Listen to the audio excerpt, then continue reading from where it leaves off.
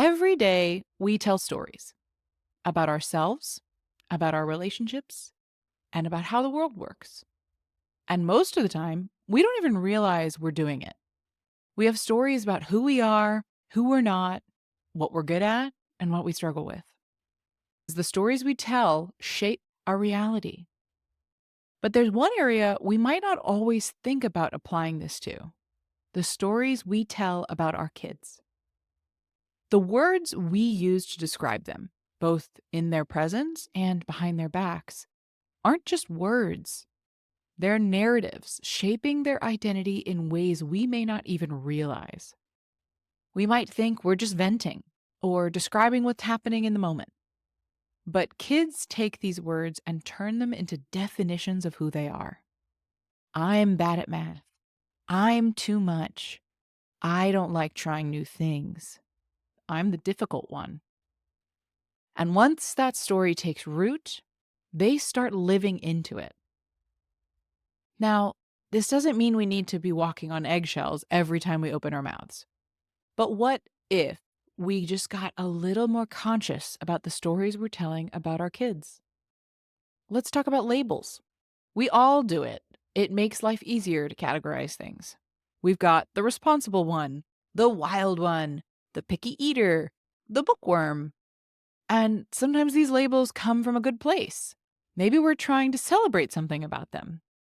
But when labels get rigid, they can box kids in. If a kid is always called the shy one, they might hesitate to step out of their comfort zone because that's just, quote, not who they are.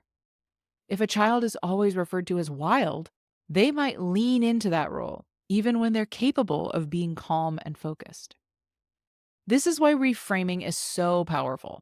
Instead of saying, she's so shy, try, she's still warming up to new people. Instead of, he's bad at math, try, he's still learning. We can casually reinforce. You're getting really good at being adventurous with food. And then there's the words we say to other people about our kids, even when they're not around. This is where the power of storytelling gets deep. Before we dive back in, I want to offer you something that might just change how you move through the season of parenting. If you've ever thought to yourself, how can I lead my family with the same intention, creativity, and compassion I bring to my work life? You are exactly who I created this for.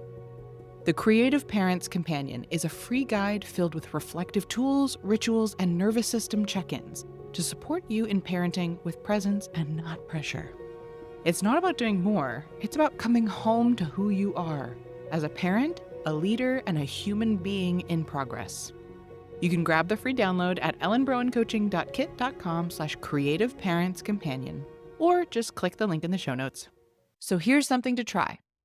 What if we told stories about our kids the way we want them to see themselves? What if, instead of focusing on what they're struggling with, we emphasize the ways that they are growing? What if, even when they make mistakes, we frame it as, she's learning responsibility, instead of, she's always forgetting things? Our kids are absorbing our words, but more importantly, they're absorbing the energy behind them. If we see them as capable, growing, and full of potential, they'll start to see it too. So let's be intentional about the stories we tell, not just about ourselves, not just about our relationships, but also about our children. Because the words we choose today become the beliefs they carry into tomorrow. If you enjoyed today's episode, please share the love by leaving reviews and comments. It would truly mean the world to me to hear from you and to support those you care about. Hit that subscribe button so you never miss a day, and join me in my mission to help a world full of content creators become a world of contentment creators.